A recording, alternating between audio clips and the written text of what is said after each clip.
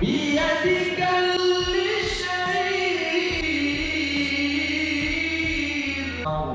اللهم اجعل هذا جمعا مرحوما من بعده تفرقا ولا تجعل فينا ولا محروما إن لم تغفر لنا وترحمنا لنا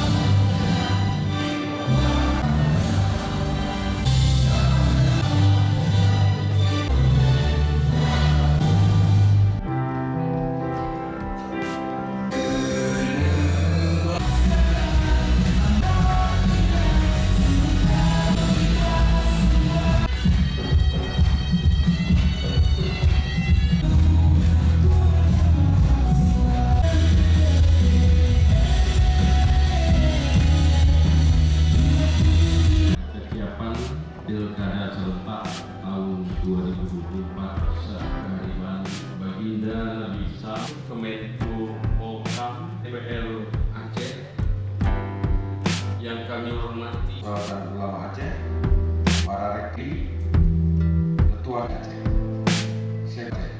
Dari informasi saya terima, Bupati 100% hadir.